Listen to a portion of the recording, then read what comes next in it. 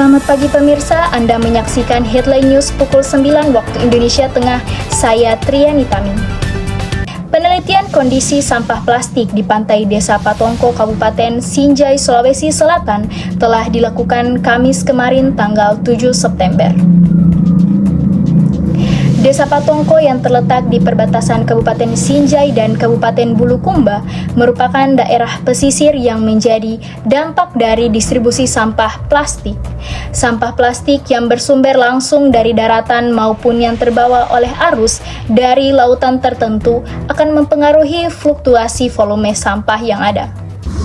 Sampah plastik merupakan salah satu masalah dunia yang saat ini belum tertangani dengan baik.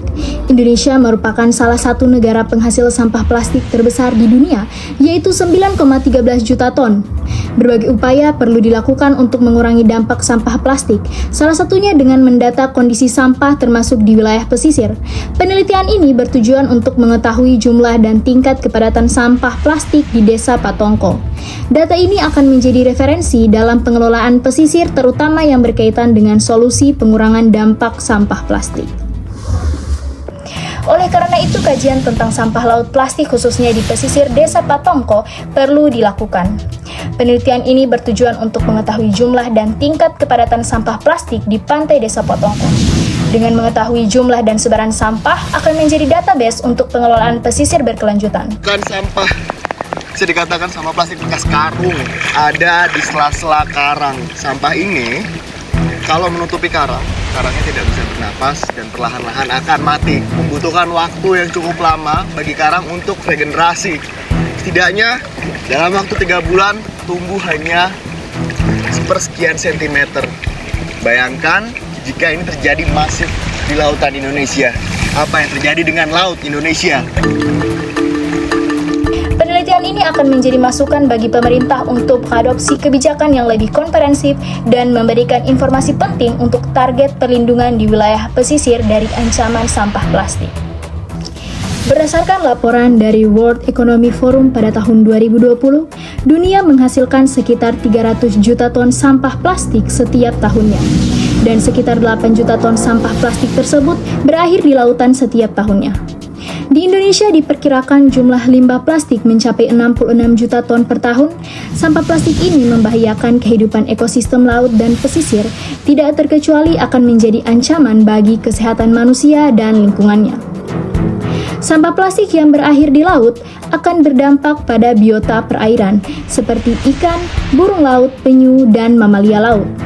Jika biota tersebut memakan plastik atau terperangkap dalam sampah plastik, dapat menyebabkan cedera atau kematian, serta mempengaruhi rantai makanan dan ekosistem laut secara keseluruhan.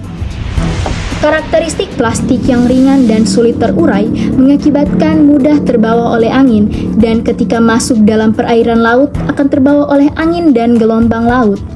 Wilayah pesisir dan laut menjadi muara terakhir distribusi sampah plastik serta menjadi permasalahan dunia.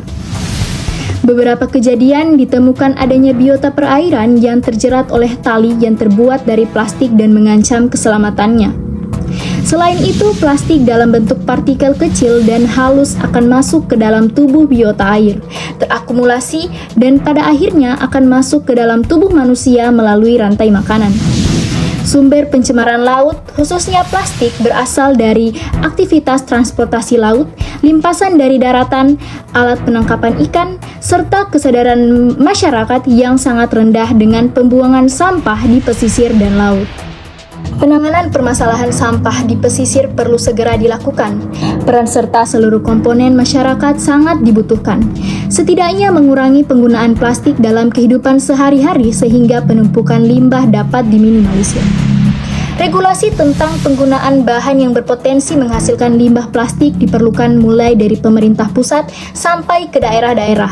Dalam upaya menanggulangi ancaman sampah plastik di daerah pesisir, maka perlu upaya dan partisipasi aktif masyarakat terutama yang tinggal di lingkungan pesisir yang bersifat bottom up memberikan masukan kepada pemerintah daerah untuk menyusun kebijakan dalam menanggulangi sampah plastik serta menjaga kelestarian sumber daya laut.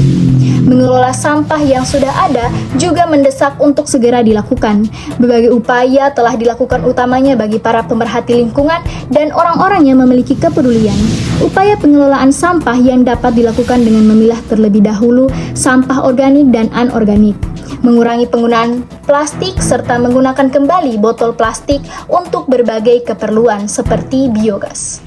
Itulah sekilas berita yang saya bawakan hari ini. Saya Triani Tami, pamit undur diri.